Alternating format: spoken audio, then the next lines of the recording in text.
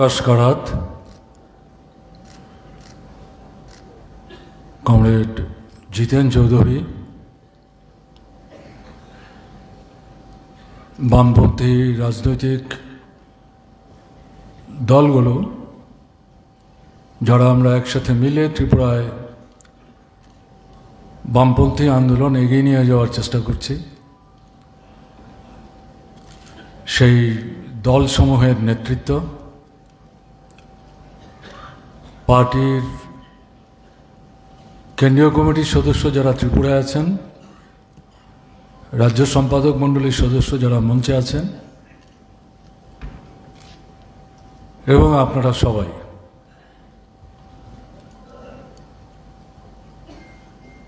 সকলের প্রতি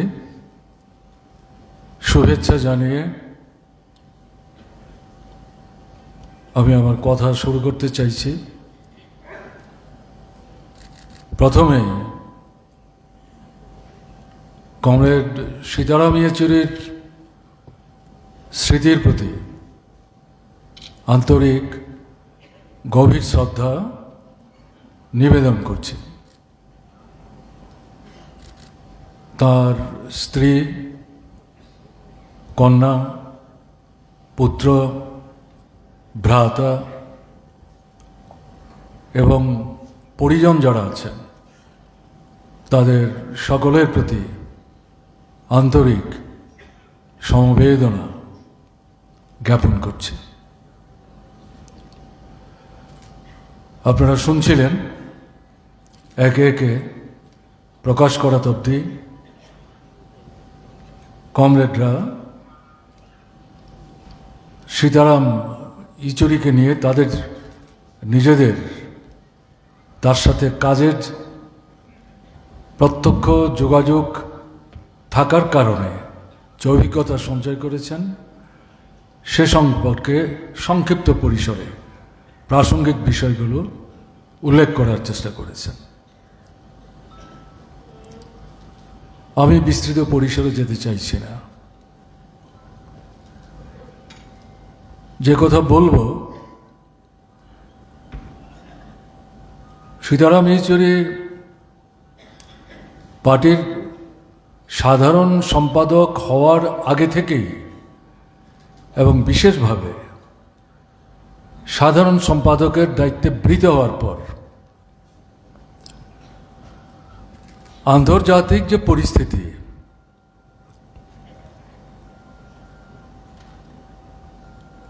পৃথিবীর বিভিন্ন প্রান্তে কোণে কোণে ঘটনা তো একটা জায়গায় দাঁড়িয়ে নেই, বহমান, তার মধ্যে নতুন নতুন ঘটনা ঘটছে। পুঁজিবাদ, সাম্রাজ্যবাদ, ফেসিবাদী ভাবনা চিন্তা, এই ঘটনাগুলির মধ্য দিয়ে তাদের আগ্রাসী মনোভাব এবং তাদের আভ্যন্তরীণ সমস্যা দুটোরই বহিঃপ্রকাশ ঘটছে। সঙ্গে সঙ্গে সমাজতান্ত্রিক যে রাষ্ট্রগুলো নানা প্রতিকূলতা মোকাবেলা করে দাঁড়িয়ে থেকে এগিয়ে যাওয়ার চেষ্টা করছে, তাদেরও নানা জটিলতার মুখোমুখি থেকে কাজ করতে হচ্ছে। এর বাইরে যারা রাষ্ট্রীয় ক্ষমতায় নেই কিন্তু শোষকদের ক্ষমতাচ্যুত করে শ্রেণীহীন শোষণমুক্ত ব্যবস্থা পত্তনের সংগ্রামে যুক্ত আছেন, এই সমস্ত বিষয়গুলো ভাবনায় রেখে, চিন্তায় রেখে, চেতনায় রেখে আন্তর্জাতিক পরিসরে ঘটমান যে ঘটনাবলী তার প্রতি কমরেড সীতারাম ইয়েচুরি গভীর অভিনিবেশ নিয়ে নজর রাখার চেষ্টা করতেন, উপলব্ধি করার চেষ্টা করতেন। এবং বিশেষ করে যে জিনিসটা তার মধ্যে, আমি আবার সীমাবদ্ধ কাজের অভিজ্ঞতা থেকে বলছি, এই যে ঘটনাবলী ঘটছে আন্তর্জাতিক পরিসরে, আমাদের দেশের অর্থনৈতিক, রাজনৈতিক, সামাজিক ক্ষেত্রে কিভাবে তা প্রভাব বিস্তার করবে, সুবিধা অসুবিধা সহ নানা ধরনের জটিলতা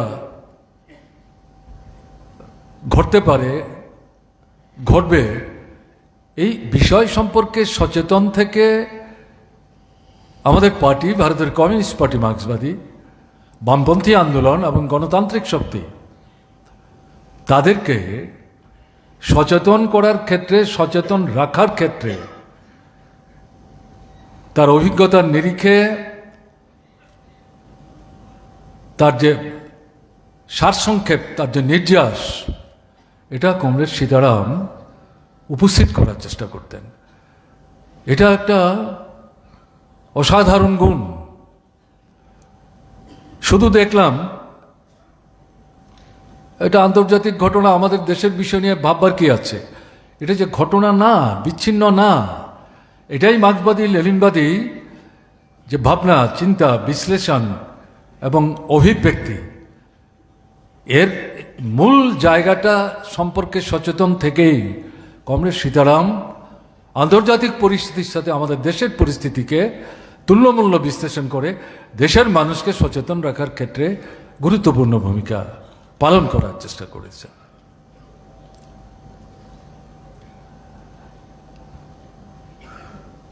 এবং আপনারা শুনছিলেন কমরেড প্রকাশ বলছিলেন যে আমাদের দেশে বর্তমান সময়ে আরএসএস ফ্যাসিবাদী ভাবনার ধারক এবং বাহক হিসাবে এখানে তথাকথিত হিন্দুত্বের স্লোগানকে সামনে রেখে ভারতবর্ষের সভ্যতা, সংস্কৃতি সমস্ত কিছুকে ধ্বংস করে দেওয়ার যে প্রচেষ্টায় নিয়োজিত, এদের বিরুদ্ধে শ্রেণীগত দৃষ্টিভঙ্গি থেকে, যেটার মূল ভিত্তি হচ্ছে মার্ক্সবাদ লেনিনবাদ, তার উপর দাঁড়িয়ে মতাদর্শগত সংগ্রাম যদি ক্ষুরধার, তীক্ষ্ণ না করা যায়, তাহলে পরে আমাদের দেশের অভ্যন্তরে গণতন্ত্রের সংগ্রাম, সংবিধান সুরক্ষার সংগ্রাম, তার চাইতে বড় কথা শ্রেণীহীন শোষণমুক্ত সমাজ গড়ে তোলবার জন্য যে সংগ্রাম আমরা করছি, সেই সংগ্রামে কিন্তু সাফল্য আনা সহজ হবে না। এবং তার রচিত যে গ্রন্থগুলোর কথা বলা হয়েছে, তার মধ্যে বিশেষ করে আরএসএস সম্পর্কে প্রণিধানযোগ্য যে মতাদর্শগত লড়াইকে মুখোমুখি রেখে তাদের যে ক্লেদাক্ত চেহারা, তাকে উন্মোচিত করে জনগণ থেকে তাদেরকে বিচ্ছিন্ন করবার জন্য যা তিনি রচনা করেছেন, এটা আমাদের বর্তমান মতাদর্শের সংগ্রামে গুরুত্বপূর্ণ হাতিয়ার। আমি এই দুটো বিষয়কে সামনে রেখেই বলছি। এই দুটো ক্ষেত্রেই তার মূল ভিত্তি হচ্ছে মার্ক্সবাদ লেনিনবাদের উপর তার যে অগাধ সুনিবিড় যে আস্থা, বিশ্বাস, তার অধ্যয়নের মধ্য দিয়ে, তার উপলব্ধির মধ্য দিয়ে তার যে যথার্থতা, সেটা বাহ্যিকভাবে গ্রহণ না, আন্তরিকভাবে গ্রহণ করতে পেরেছিলেন বলেই এই দুদিক থেকে, কি আন্তর্জাতিক পরিসরে কি জাতীয় ক্ষেত্রে, সীতারাম ইয়েচুরি গুরুত্বপূর্ণ অবদান রেখে গেছেন। আমি কথা উল্লেখ করতে চাইছি এই কারণে, সীতারাম নেই, কিন্তু তার কর্মধারার মধ্য দিয়ে, কার্যক্রমের মধ্য দিয়ে প্রধান যে শিক্ষা তিনি আমাদের জন্য রেখে গেছেন, সেটা কি? মতাদর্শের ভিত্তিকে শক্তিশালী করতে গেলে পর, যেটা বাদ দিয়ে লড়াই এগিয়ে নিয়ে যাওয়া যাবে না, লক্ষ্যে পৌঁছা যাবে না, তার ভিত্তি হচ্ছে মার্ক্সবাদ লেনিনবাদ। আমরা যারা কমিউনিস্ট আন্দোলনের সাথে যুক্ত, সম্পৃক্ত, এগিয়ে নিয়ে যাওয়ার চেষ্টা করছি, তারা মার্ক্সবাদ লেনিনবাদ সম্পর্কে নিজের যে রাজনৈতিক চেতনার ভিত্তি, একে যদি আমরা শক্তিশালী করতে না পারি, তাহলে কিসের উপর দাঁড়িয়ে ঝড় ঝঞ্ঝা মোকাবেলা করে লক্ষ্যে পৌঁছার ক্ষেত্রে সঠিক পথের দিশা কমিউনিস্ট হিসেবে আমরা দিতে পারব? কাজেই আজকের এই স্মরণ সভায় দাঁড়িয়ে বিশেষ করে সীতারামের জীবনের কর্মধারা থেকে শিক্ষা নিয়ে আমাদের কমিউনিস্ট আন্দোলনে বর্তমান সময়ে আমরা যারা কাজ করছি, এই মতাদর্শগত ভিত্তি সুদৃঢ় করার ক্ষেত্রে প্রচণ্ড রকম দুর্বলতায় আমরা ভুগছি। এটা অনেকটা আনুষ্ঠানিকতার পর্যায়ে চলে গেছে। এর থেকে যদি আমরা বেরিয়ে আসতে না পারি, ধারাবাহিকতা বজায় রেখে, পৃথিবীর পরিবর্তন হচ্ছে, কিন্তু মার্ক্সবাদ লেনিনবাদের যে মৌলিক ভিত্তি, তার মধ্যে কিন্তু কোনো পরিবর্তন হয়নি। তারা যে বিশ্লেষণ করে গেছেন, পুঁজিবাদ সাম্রাজ্যবাদের পরাজয় ঘটিয়ে শ্রেণীহীন শোষণমুক্ত সমাজ, এটাই হচ্ছে বিকল্প, এটা সম্ভব, এটা করতে হবে এবং করার জন্য লড়াই চাই। এই যে ভিত্তিটা, এই ভিত্তিটার উপর যদি আমরা আমাদের আস্থাকে সুদৃঢ় করতে না পারি, প্রগাঢ় করতে না পারি, বিশ্বাসকে যদি সংহত করতে না পারি, তাহলে তো সীতারাম ইয়েচুরির স্মরণসভা এটা ফুলমালা দিয়ে আনুষ্ঠানিক শ্রদ্ধা নিবেদন করা হবে। তাই বিশেষ করে আমি আমাদের যারা সমসাময়িক, আমাদের বয়স, আমি আমার নিজেকে নিয়েও বলছি, নবীন প্রজন্ম যারা, তাদেরকে এই মূল বিষয়টি সম্পর্কে সীতারামের জীবন থেকে আমাদের কিন্তু শিক্ষা হিসাবে, মৌলিক শিক্ষা হিসাবে গ্রহণ করতে হবে। তা যদি আমরা করতে না পারি, তাহলে তার প্রতি যথার্থ শ্রদ্ধা কিন্তু প্রদর্শন করা সম্ভব হবে না।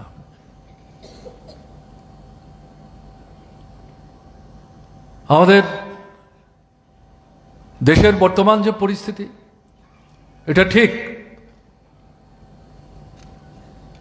কৌশলগত দিক থেকে জনগণের সামনে, দেশের সামনে প্রধান বিপদ আরএসএস নিয়ন্ত্রিত বিজেপি, সাম্প্রদায়িক শক্তি, ধর্মান্ধ শক্তি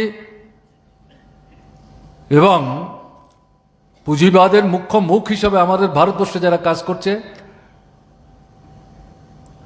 এদের যে সমন্বয়, এরা দেশকে ধ্বংস করে দেওয়ার চেষ্টা করছে। এদেরকে পরাস্ত করতে হবে, বিচ্ছিন্ন করতে হবে। সেই লক্ষ্যকে সামনে রেখে একটার পর একটা নির্বাচনে ব্যাপক অংশের শক্তিকে সমবেত করে লড়াইকে তেজি করার চেষ্টা হয়েছে। শুনছিলেন 24-এর নির্বাচনে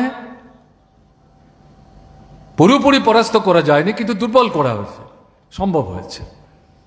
এটা ছোটখাটো সাফল্য মনে করার কারণ নেই, কিন্তু গভীর অভিনিবেশ নিয়ে আমরা যদি আত্মসমীক্ষা করি, বামপন্থী আন্দোলনের, কমিউনিস্ট আন্দোলনের নেতা হিসাবে বামপন্থী এবং কমিউনিস্ট আন্দোলনের যে ভাবনা চিন্তা, তার দ্বারা জারিত হয়ে এই যে কৌশলকে সামনে রেখে বিজেপিকে, আরএসএসকে কোণঠাসা করার চেষ্টায় একটা বিশেষ সাফল্য এই সময়ের মধ্যে অর্জিত হয়েছে। কিন্তু তার পাশাপাশি আমাদের বামপন্থী শক্তির বিকাশ এবং বিস্তারের প্রশ্ন যদি আমরা অন্তর্ভীতি দৃষ্টি নিয়ে দেখবার চেষ্টা করি, তাহলে কিন্তু আমাদের অগ্রগতি সেভাবে প্রত্যাশা মতো ঘটছে না, আমরা ঘটাতে পারছি না। এই যে বাস্তব দুর্বলতা, একে ঢেকে রাখার কিন্তু কোনো সুযোগ নেই, একে অস্বীকার করার কোনো সুযোগ নেই। এই জায়গাটাই দাঁড়িয়ে সীতারামের উপস্থিতিতেই কি পলিট ব্যুরো, কি পার্টির কেন্দ্রীয় কমিটি, লোকসভা নির্বাচনের আগে, লোকসভা নির্বাচনের পরে সামগ্রিক পরিস্থিতির মূল্যায়ন করে এই দুর্বলতার বিষয়টি চিহ্নিত হয়েছে এবং সেখানে বারবার এই বিষয়টাতেই পার্টি জোর দেওয়ার চেষ্টা করছে, যাতে কমরেড সীতারাম অন্যতম নেতৃত্বের ভূমিকা নিয়েছেন। পার্টি, ভারতের কমিউনিস্ট পার্টি মার্ক্সবাদী, তার যে নিজস্ব শক্তি, নিজের পায়ে দাঁড়াতে হবে, কোমরের শক্তি অর্জন করতে হবে। তার উপর ভিত্তি করে মার্ক্সবাদী কমিউনিস্ট পার্টির প্রসার ঘটাতে হবে। এটা যদি আমরা ঘটাতে না পারি, তাহলে আমরা যে বামপন্থী শক্তিকে সংগত করার চেষ্টা করছি জাতীয় স্তরে বা আমাদের ত্রিপুরায়, 3-4টা রাজনৈতিক দল, সবার শক্তি হয়তো একরকম না, কিন্তু এটা আমাদের উপলব্ধির মধ্যে আছে। বামপন্থী শক্তিকে যদি সংহত করা না যায়, এবং এটা করতে গেলে ভারতের কমিউনিস্ট পার্টি মার্ক্সবাদীর যে গুরুত্বপূর্ণ ভূমিকা, সেই ভূমিকা নিতে গেলে পর তার নিজের যে ভিত্তি জনসমর্থন, তার যদি প্রসার ঘটানো না যায়, তাহলে গণতান্ত্রিক ধর্মনিরপেক্ষ শক্তিকে আরও ব্যাপক পরিসরে সমবেত করে এই যে মূল যে জনশত্রু রাষ্ট্রের সামনে একটা বিরাট বিপদ উপস্থিত করেছে, তাকে তো বিচ্ছিন্ন এবং সামগ্রিকভাবে পরাস্ত করার কাজটা কিন্তু সম্ভব হবে না। কাজেই এই যে ভাবনা, এই যে চিন্তা, এই যে চেতনা, তার থেকে আমাদের সামনের দিনের যে কাজ, আজকের পরিস্থিতিতে এই প্রসঙ্গটা সামনে চলে আসছে। তাই বিশেষ করে ভারতের কমিউনিস্ট পার্টি মার্ক্সবাদীর সভ্য সভ্যা শুভাকাঙ্ক্ষী সমর্থক শুভানুধ্যায়ী যারা, তাদের কাছে আজকের দিনে দাঁড়িয়ে সীতারামকে স্মরণে রেখে যেটা বিশেষভাবে বলবো, যে আমাদেরকে যে দুর্বলতায় আমরা ভুগছি, যেটাকে আমরা পার্লামেন্টারিজম বলছি, সংসদীয় ভাবনা চিন্তায় আমরা সচেতন বা অবচেতনভাবে ভীষণভাবে যুক্ত হয়ে পড়ছি, তাতে করে পার্টিকে নিজের পায়ে দাঁড় করিয়ে তার ভিত্তির বিস্তার ঘটাতে গেলে পরে আমরা যদি শ্রেণী সংগ্রাম, গণসংগ্রাম, শ্রেণীগত দৃষ্টিভঙ্গি নিয়ে সেভাবে সংগঠিত করতে না পারি, তাহলে তো আমাদের লক্ষ্যে পৌঁছার ক্ষেত্রে পার্টির যে ভূমিকা নেওয়ার বিষয়, সে ভূমিকা তো পার্টি নিতে পারবে না। কাজেই আমাদের সামনে এই মুহূর্তে গুরু দায়িত্ব পার্টির নিজের যে ভিত্তি, ইন্ডিপেন্ডেন্ট, তার যে স্ট্রেংথ, কাউন্টেবল, শুধু তার অবস্থানগত দিক থেকে সঠিক পথের দিশা দিচ্ছে এটা বললে হবে না, তার সঙ্গে সঙ্গে কাউন্টেবল ফোর্স হিসাবে একটা সময় এরকম একটা জায়গায় আমরা চলে গিয়েছিলাম, সেখান থেকে আস্তে আস্তে তার ক্ষয় হচ্ছে। কারণগুলো আমাদের খুঁজে বের করতে হবে, তার মধ্যে অন্যতম যেটা বললাম সংসদীয় ঝোঁক, এবং এটার কারণে শ্রেণী সংগ্রাম, গণসংগ্রাম শ্রেণীগত দৃষ্টিভঙ্গি থেকে মূল শত্রুকে চিহ্নিত করে স্থানীয় পর্যায়ে, রাজ্যের পর্যায়ে, দেশের পর্যায়ে যেভাবে আন্দোলন সংগঠিত করা দরকার, সেভাবে সব জায়গায় আমরা করে উঠতে পারছি না। এখান থেকে বেরিয়ে আসতে হবে।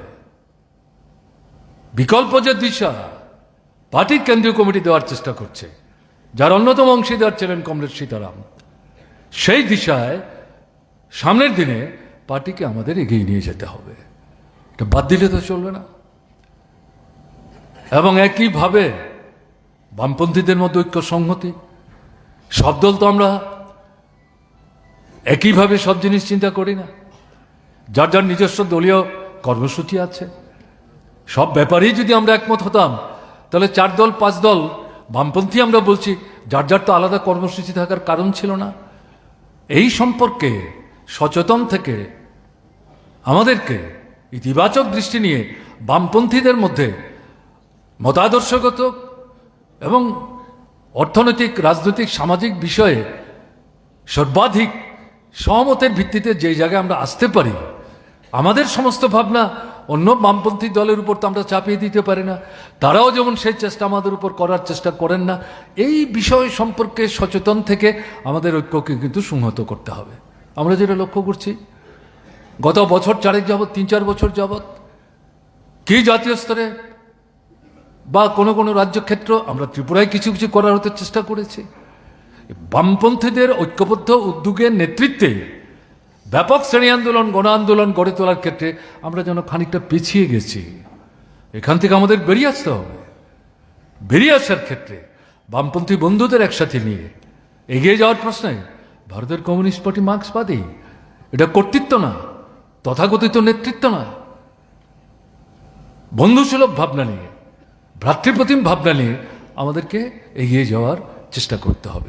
এক্ষেত্রে যদি আমরা সাফল্য অর্জন করতে পারি, এগিয়ে যাওয়ার ক্ষেত্রে যদি আমরা ধাপে ধাপে এগোতে পারি, সেটাই ধর্মনিরপেক্ষ গণতান্ত্রিক শক্তি। তার মধ্যে বড় অংশটা হচ্ছে অবিজেপি, অবাম, ধনিক বণিকদের স্বার্থের পক্ষে চিন্তা করেন, ভাবনা করেন। কোনো কোনো রাজ্যে তারা সরকার আছেন, কোথাও কোথাও সরকারে নেই, গুরুত্বপূর্ণ বিরোধী দলের ভূমিকা পালন করছেন, জাতীয় স্তরেও করছেন। যেটা দেখা গেছে গত 24-এর নির্বাচনে 26টা 27টা দলকে একটা জায়গায় আনা গেছিল, বামপন্থীদের বাদ দিলে সেটা প্রায় 20 থেকে 22টা। এই জায়গাটাকে শুধু ভোট, তার জন্য এটা হয়েছে। তারপর যদি এটার গুরুত্ব কমে যায়, অন্য রাজনৈতিক দলগুলি কি ভাববে পরের কথা, কিন্তু আমরা যারা ভারতের কমিউনিস্ট পার্টি, মার্ক্সবাদী করি, বামপন্থী যে রাজনৈতিক দল, আমাদের কিন্তু এই জায়গায় এই যে ক্ষেত্রটা, এই ক্ষেত্রটার গুরুত্ব কোনো মতেই কম করে দেখার সুযোগ নেই। কারণ মনে রাখতে হবে, আমাদের নিজেদের যে শক্তি, জনগণের মধ্যে আমাদের যা ভিত্তি, যত সঠিক পথেই আমরা থাকি না কেন, বড় অংশের মধ্যে এখনো কিন্তু আমাদের সেই ধরনের বিস্তার আমরা ঘটাতে পারিনি। আমাদের সব ভাবনার সঙ্গে তারা হয়তো একমত না, কিন্তু গণতন্ত্রের প্রশ্নে, সংবিধানের প্রশ্নে, ধর্মনিরপেক্ষতার প্রশ্নে, ধর্ম যার যা, দেশ সবার, রাষ্ট্র সবার, জাতীয় ঐক্য সংহতির চিন্তা করেন, এদেরকে কিন্তু যত বড় পরিসরে আমরা একটা জায়গায় আনতে পারবো, মূল শক্তিকে বিচ্ছিন্ন এবং পরাস্ত করার সংগ্রামে সাফল্য অর্জন করা সম্ভব হবে।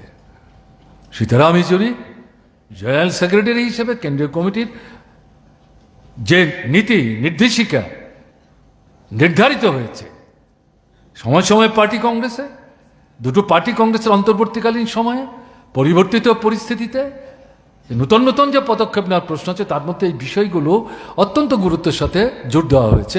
আমাদেরকে আজকের দিনে সীতারামকে স্মরণে রেখে এই যে কাজ, এই কাজটা কিন্তু অনুধাবন করে তার গুরুত্ব, তাৎপর্য উপলব্ধির মধ্যে রেখে এগিয়ে যাওয়ার চেষ্টা করতে হবে। এটা একটা লড়াই। আমরা বললেই সবাই চলে আসবে, বা একটার সময় একসাথে থাকলো, চিরদিনই সবাই থাকবেন, নাও হতে পারে, আসা যাওয়া থাকবে।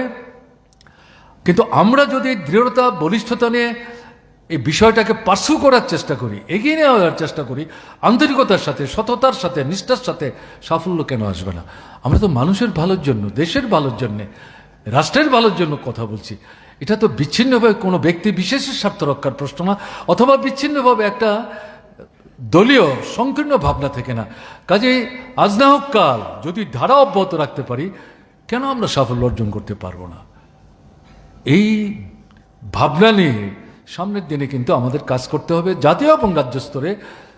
এটা কমরেড সীতারামের স্মৃতির প্রতি শ্রদ্ধা প্রদর্শনের ক্ষেত্রে অত্যন্ত প্রাসঙ্গিক। আমাদের রাজ্যের পরিস্থিতি কি? দেশের বিষয়ে আমি আলোচনা করতে চাইছি না।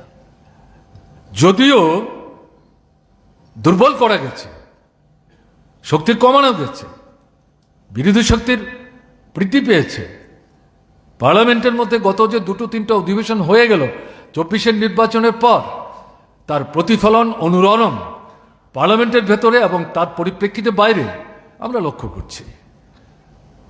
একই ধারায় কমরেড প্রকাশ উল্লেখ করার চেষ্টা করেছেন, তারা প্রথম দিকে নিজেরা একটু মিয়ে গেল, আবার পূর্ণোদ্যমে সেই লক্ষ্যকে সামনে রেখে তারা এগোবার চেষ্টা করছে। প্রতিরোধ গড়ে উঠবে, কৃষকরা আবার মাঠে নামছেন, শ্রমিকরা মাঠে নামছেন, ছাত্ররা এগিয়ে আসছেন, যুবকরা রাজ্যে রাজ্যে সংগঠিত হওয়ার চেষ্টা করছেন, শিক্ষক, ক্যাডারি, কর্মচারী তারা নতুন করে সংহত হওয়ার চেষ্টা করছেন। মানুষ বসে থাকতে পারে না। আক্রমণে, আঘাতে আঘাতে বিপর্যস্ত হতে হতে পিঠ যখন দেয়ালে ঠেকে যায়, আর যখন কোথাও যাওয়ার সুযোগ থাকে না, মানুষকে তো অস্তিত্ব রক্ষা করার জন্য প্রতিরোধ গড়ে তুলতেই হবে। তার ধরনটা কী হবে, চেহারাটা কী হবে, এটা পরিস্থিতির উপর, তার নিজের শক্তির উপর সেটা নির্ভর করবে।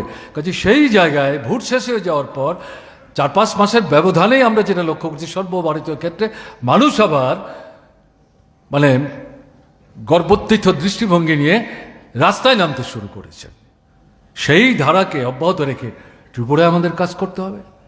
বিজেপি 7 বছরও হয়ে গেল ত্রিপুরায়, কোথায় সরকার? আমরা বর্তমান সময়ের যে ঘটনা বলি তাতে আমরা কি লক্ষ্য করছি? আইন শৃঙ্খলা বলতে কিছু ত্রিপুরায় আজকে অস্তিত্ব নেই। এবং বিশেষ করে আমরা যেটা লক্ষ্য করছি, মা বোনদের বিরুদ্ধে যে অপরাধ, অবর্ণনীয়, বীভৎস, আমাদের সাধারণ মানুষের মধ্যে ধারণা, এমনকি আমরা যারা বামপন্থী কমিউনিস্ট আন্দোলন করি আমাদের মধ্যে ওই ধারণা কেউ ঢুকিয়ে দিয়েছেন ঘটনাতে, না মনে করি ভাবনা ভুল। মহিলাদের উপর আক্রমণ, এটার প্রতিবাদ তো মহিলারাই করবেন, তো পুরুষরা করবে না? এটা তো শুধু মহিলাদের সমস্যা না, এটা সভ্যতার সমস্যা, সভ্যতার কলঙ্ক, গণতন্ত্রের উপর আক্রমণ, সামগ্রিক অগ্রগতির জন্য যে সংগ্রাম, সে সংগ্রামের বেদিমূলে আঘাত। কাজে এখানে মহিলাদের বিরুদ্ধে যে অপরাধ, এটা প্রতিবাদ প্রতিরোধের ক্ষেত্রে নিশ্চয়ই মায়েদের বোনদের একটা গুরুত্বপূর্ণ ভূমিকা থাকবে। কিন্তু পুরুষ যারা, পুরুষ মহিলা নির্বিশেষে গণতান্ত্রিক আন্দোলনের মঞ্চ থেকে সংহতভাবে এর বিরুদ্ধে তো আমাদের রুখে দাঁড়াতে হবে। এভাবে তো চলতে দেওয়া যায় না। আপনারা লক্ষ্য করেন এই যে ঘটনাগুলো একটার পর একটা ঘটছে, এই গত 1-1.5 মাসের মধ্যে যে ঘটনা ঘটছে, আমাদের রাজ্যের সরকার তার কোনো বুদ্বৃষ্টি আছে? মুখ্যমন্ত্রী একটা ঘটনায় নিন্দা করেছেন, প্রতিবাদ করেছেন, তার কোনো বিবৃতি আপনারা দেখেছেন, তার কোনো বক্তব্য আপনারা শুনেছেন? এটা ব্যক্তিগতভাবে বলছি না, এটা পদের অধিকারী, রাজ্যের মুখ্য রাজনৈতিক নেতৃত্ব, সরকার চালাচ্ছেন, কোথায় নিয়ে যাচ্ছেন? এবং একদলীয় স্বৈরশাসন কায়েম করার জন্য 18-র পর থেকে নির্বাচনকে প্রহসনে পরিণত করে ভোট জালিয়াতির মাধ্যমে ক্ষমতায় টিকে আছেন, টিকে থাকবার চেষ্টা করছেন। কিন্তু এটা চিরস্থায়ী না, এটা তাদেরও বুঝতে হবে। 24-এর লোকসভা নির্বাচনের ফলাফলের মধ্য দিয়ে খানিকটা বোধোদয় হলেও প্রকাশ করছে না।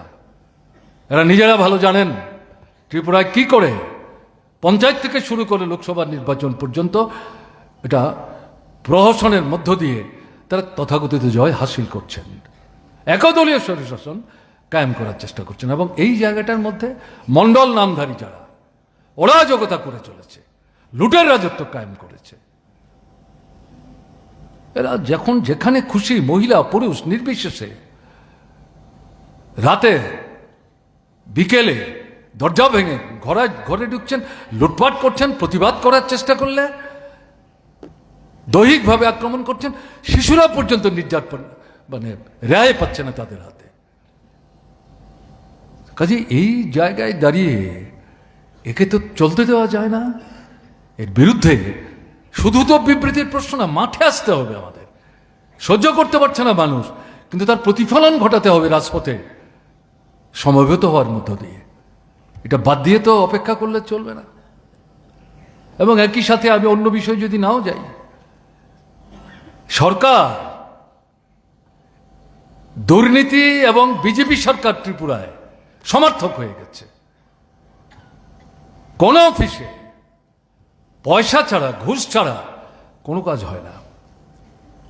আপনারা দেখেছেন বিধানসভায় বিরোধী দলের জনৈক বিধায়ক মুখ্যমন্ত্রীর অফিসের জনৈক অফিসার তাকে ইঙ্গিত করে যেভাবে বললেন যে এই ভদ্রলোক মুখ্যমন্ত্রীর অফিস কোথায় সামলাচ্ছেন, তিনি তো কন্ট্রাক্টরদের সঙ্গেই সারাদিন সময় দিচ্ছেন এবং তার থেকে 4 to 6% নাকি সেখানে ডিসকাউন্ট আসছে। এবং এটা ঘুরিয়ে এটা তো মন্ত্রিসভার সদস্যদের বিরুদ্ধেই সেখানে আঙুল তুলবার চেষ্টা করেছেন। এবং এটা তো কল্পিত কথা মনে করার কোনো কারণ নেই। কোথায় প্রতিবাদ, কিসের ভিত্তিতে প্রতিবাদ করবেন? তার দলের লোকরাই তো জানেন। দলের ভেতরেই তো এখন দেখা যাচ্ছে বিরোধ বিসম্বাদ তৈরি হচ্ছে, লুটপাটে অংশ ভাগ করা নিয়ে কে কতটা পাচ্ছে, কে কতটা কম পাচ্ছে। এটা হতে বাধ্য হবে, সামনের দিন আরো বাড়বে। আমরা কি শুধু দাঁড়িয়ে দাঁড়িয়ে দেখব? এটাকে এক্সপোজ করা, আইডেন্টিফাই করা, আক্রমণ করা। আক্রমণ মানে দৈহিক আক্রমণের প্রশ্ন না, রাজনীতিগতভাবে, কর্মসূচিগতভাবে। এখনো জনগণের একটা ছোট্ট অংশের মধ্যে তাদের সম্পর্কে যে মোহ থাকছে, তাদেরকে তো মুক্ত করে আনতে হবে। তাদেরকে তো শত্রু ভাবলে চলবে না, জয় করতে হবে, দায়িত্ব তো আমাদের নিতে হবে। এই যে জায়গাটা, সরকার বলে কিছু নাই। বন্যা হলো গত 42 বছরে, এরকম বন্যা ত্রিপুরা দেখেনি। 83 সালের পর এরকম বন্যা ত্রিপুরা দেখেনি। সরকারই বলছে 17 লক্ষ মানুষ এই বন্যায় বিধ্বস্ত হয়েছে। এখন অবধি যা দেখা গেল, কালকের হিসেব পর্যন্ত 37 জন বন্যার কবলে কবলিত হয়ে প্রাণ হারিয়েছেন। শত শত মানুষ, ঘর বাড়ি সমস্ত ধ্বংস হয়ে গেছে, মাথা গুঁজবার জায়গা নেই। এবং এক সময়ে প্রায় 2 লক্ষের মতো মানুষ সরকারি শিবিরে গেছেন। এবং এত শিবির গত 50 বছরে কোনো বন্যায় ত্রিপুরার তৎকালীন সরকারকে তৈরি করতে হয়নি। এখন দেখা যাচ্ছে এই বন্যাক্রান্ত বিধ্বস্ত মানুষ, ঘর বাড়ি সমস্ত হারিয়ে অসহায় যারা, তারা যাবেন কোথায়? এখনো যারা শিবিরে থাকবার চেষ্টা করছেন তাদেরকে জবরদস্তি করে ঘাট ধাক্কা দিয়ে বের করে দেওয়ার চেষ্টা হচ্ছে। কি হচ্ছে এটা? মুখ্যমন্ত্রী 564 কোটি টাকার প্যাকেজ ডিক্লেয়ার করেছেন। টাকাটা কোথায়? টাকা কোথায়? ঘরগুলো তৈরি হবে কি করে? এই একটা না দুটো জায়গায় শুনেছি আমাদের পার্টি নেতারা যারা খবর রাখছেন ঘুরে ঘুরে, তারা বলছেন ওখানে 20,000 টাকা দিয়েছে। 20,000 টাকা আজকের দিনে একটা ঘর তৈরি হওয়া সম্ভব? সাধারণভাবে সরকার যেভাবে গৃহহীন যারা, ভূমিহীন যারা, তাদের ঘর তৈরি করার জন্য 1.25 লাখ 1.5 লাখ টাকা যেভাবে দেয়, বর্তমান পরিস্থিতিতে যেভাবে তাদের বাড়িঘর ভাসিয়ে নিয়ে চলে গেল, এক্ষেত্রে এই পদ্ধতি চলতে পারে? বাধা বিপত্তি অতিক্রম করে সরকারকে বিশেষ উদ্যোগ নিয়ে, সিদ্ধান্ত নিয়ে এদের তো ঘর আগে তৈরি করে দিতে হবে। কোথায় সরকার? সরকার আছে বলে কিন্তু ত্রিপুরার মানুষ বুঝতে পারছেন না। পরন্তু যেটা লক্ষ্য করা যাচ্ছে, সর্বভারতীয় ক্ষেত্রে বিজেপি, আরএসএস, বিশ্ব হিন্দু পরিষদ যে কায়দা নিয়ে অগ্রসর হচ্ছে, ত্রিপুরাতেও বিজেপি, আরএসএস, বিশ্ব হিন্দু পরিষদ সব জায়গায় সামনে না থাকলো পেছন থেকে উস্কানি দিয়ে ট্রাইবেল নন ট্রাইবেলের মধ্যে বিরোধ বাঁধাবার চেষ্টা করছে। গন্ডাছড়ার ঘটনা কি আমি বিস্তৃত যাচ্ছি না, শুধু উল্লেখ করছি। এখানে কৈতরা বাড়ি, রানীর বাজারের পাশে কালীর মূর্তি নাকি কে নষ্ট করেছে, তাকে ভিত্তি করে জনৈক মন্ত্রীর একটু দূরে অবস্থানের সুযোগ নিয়ে পুলিশকে সেখানে সাক্ষী গোপাল হিসেবে দাঁড় করিয়ে রেখে পরিকল্পিতভাবে এই এলাকা দেখতে গিয়েছিলাম। তাতে যা মনে হয়েছে, লিস্টি হাতে নিয়ে বাছাই করে করে সংখ্যালঘুদের উপর আক্রমণ কেন্দ্রীভূত করেছে। শিশু, 7 মাসের শিশু, তার কপালে হাত দিয়ে উপলব্ধি করার চেষ্টা করছে, বাচ্চাটা একটু ভেমরি খেয়ে উঠছে, ভয় পেয়ে যাচ্ছে মায়ের কোলে, সে পর্যন্ত আক্রান্ত হয়েছে। হচ্ছেটা কি? আর সব জায়গায় লক্ষ্য করলে দেখবেন সব জায়গায় কালী মূর্তি ভাঙছে। অদ্ভুত ঘটনা। এই ঘটনার পর থেকে এই সময়ের মধ্যে 5 থেকে 6টা জায়গায়, সব জায়গায় কালী আক্রান্ত হচ্ছে। কোথাও গলা ভাঙছে, কোথাও মাথা উল্টাচ্ছে, কোথাও মূর্তি ফেলে দিচ্ছে। ব্যাপারটা কি? যে এলাকার কথা বলছি, কৈতরা বাড়ি, যাদের সঙ্গে কথা বলছিলাম, এখানে একটা ছোট্ট মন্দির, এটাতে প্রতি বছরে সারা দিন কেউ যায় ঘটনা তা না। আমরা গিয়ে দেখলাম চারিদিকে এটা মজবুত বাঁধন দিয়ে বাঁধা, ঘাস টাসও গড়িয়েছে। জিজ্ঞেস করলাম এটা কবে হয়েছে? বলে আমরা জন্মের পর থেকে দেখছি। তোমার বয়স কত? কেউ বলছেন 25, কেউ বলছেন 27, কেউ বলছেন 35। ভাবতে পারেন। এবং তারা বলছে এখানে কালী পূজা যখন হয় আমরাই তো সবচেয়ে বেশি চাঁদা দিই, দুর্গা পূজা হয় আমরাই সবচেয়ে বেশি চাঁদা দিই। এখানে হিন্দু মুসলমানের প্রশ্ন নাই, একসাথে মিলেমিশে এই ধর্মীয় অনুষ্ঠানে আমরা অবগাহন করার চেষ্টা করি। সেখানে গিয়ে বলা হচ্ছে মুসলিমদের যে মসজিদ তালা দিয়ে দিতে হবে। অদ্ভুত ঘটনা চলছে। এবং ত্রিপুরা এই সময়ের মধ্যে গত 1 মাসের মধ্যে এরকম 5 থেকে 6টা জায়গায় বিশালগড় সহ বারবার আক্রমণ সংঘটিত করার চেষ্টা হচ্ছে। এটা কিসের লক্ষণ? এটা শক্তি না, দুর্বলতা। যেহেতু মানুষের জীবনের মৌলিক গুরুত্বপূর্ণ জরুরি জ্বলন্ত সমস্যাগুলো সমাধান দেওয়ার মতো কোনো ভূমিকা তারা নিচ্ছে না, অবস্থান তাদের নাই, দৃষ্টিভঙ্গি তাদের নাই। মানুষ যাতে এগুলো নিয়ে কোনো কথা বলতে না পারে তার জন্য এই সমস্ত পদ্ধতি অনুসরণ করে দৃষ্টি ভিন্ন পথে প্রসারিত করার চেষ্টা করছে। কাজ এই জায়গায় দাঁড়িয়ে আমাদের এর বিরুদ্ধে তো রুখে দাঁড়াতে হবে। কাজ চাই, খাবার চাই, মজুরি চাই, জিনিসের দাম কমাতে হবে, কালোবাজারি বন্ধ করতে হবে, বেকার সমস্যার সরা চাই, সমাধান চাই। তোমরাই প্রতিশ্রুতি দিয়েছিলে, কিছুই করছো না এখন। কাজে এই জায়গা, এবং সরকারকে সরকারের মতো চলতে হবে, সব কিছু তুলে দিলে চলবে না, শুধু আমলা নির্ভরতা চলতে পারে না। কাজে এই পরিস্থিতিতে দাঁড়িয়ে আজকের দিনে আমাদের দেশের পরিস্থিতির প্রেক্ষাপটে আমাদের রাজ্যে যে অবস্থা চলছে, সারা দেশে বিজেপিকে আরএসএসকে মোকাবেলা করার চেষ্টা হচ্ছে, আমরা প্রত্যক্ষ সময়ে। কাজে রাজ্য ছোট হতে পারে, সংখ্যা 40-42 লক্ষ হতে পারে, কিন্তু এই ত্রিপুরা এই ছোট জনসংখ্যা নিয়ে দেশের সামনে বাম গণতান্ত্রিক আন্দোলনের বিকল্প পথের অন্যতম দিশারি হিসাবে ভূমিকা নেওয়ার চেষ্টা করেছে, ক্ষুদ্র পরিসরে হলো। আজকেও সারা দেশে আরএসএস বিজেপির বিরুদ্ধে যে লড়াই শুরু করে গেছিলেন কমরেড সীতারাম, তার অবর্তমানে সেই লড়াই এগিয়ে নিয়ে যাওয়ার ক্ষেত্রে আমাদের ত্রিপুরার যে গুরুত্বপূর্ণ ভূমিকা আমাদের নিতে হবে। সে অর্থনৈতিক দাবি থেকে শুরু করে মতাদর্শের সংগ্রাম, রাজনীতির প্রশ্ন, শ্রেণী দৃষ্টিভঙ্গির প্রশ্ন, গ্রাম থেকে শহর। এবং শুধু তাত্ত্বিক জটিল কথা না, জাতীয় সমস্যা, এটা অর্থনৈতিক হোক বা অন্য বিষয় হোক, গ্রাম স্তরে গিয়ে সাধারণ মানুষের মধ্যে এই বিষয়কে তাদের এলাকায় তারা বুঝতে পারেন, তারা কিভাবে সমস্যাটা দেখছেন, তাদের উপলব্ধির মধ্যে এনে তাদের মতো করে স্লোগান তৈরি করে যা তারা গ্রহণ করবেন, এবং গ্রহণ করার ক্ষেত্রে তাদের মধ্যে কোনো জড়তা থাকবে না, এরকম ভাষায় দাবি তৈরি করে তাদের সঙ্গে আলোচনা করে স্থানীয় পর্যায়ে যদি আন্দোলন আমরা তৈরি করতে না পারি, মানুষকে যদি নামাতে না পারি, হঠাৎ করে রাজ্য কেন্দ্রের ডাক দিলেই হাজার হাজার মানুষের সমাবেশ সম্ভব? এটা সম্ভব না। কাজে এই ভাবনা নিয়ে একেবারে গ্রাম স্তর থেকে কোথাও এককভাবে কোনো সংগঠন, এবং কোথাও ঐক্যবদ্ধভাবে গণসংগঠন, এবং বিশেষভাবে পার্টিগতভাবে আমাদের কিন্তু সামনের দিনে লাল ঝান্ডা কাঁধে তুলে এই লড়াইটাকে এগিয়ে নিয়ে যাওয়ার ক্ষেত্রে ভূমিকা নিতে হবে। এটা যদি আমরা করতে পারি তাহলে কমরেড সীতারাম ইয়েচুরির প্রতি, তার স্মৃতির প্রতি, প্রকৃত অর্থেই তাকে যে আমরা মনে প্রাণে ভালোবাসি, এবং সঙ্গে সঙ্গে তার স্মৃতির প্রতি যথার্থ শ্রদ্ধা প্রদর্শন করা সম্ভব হবে।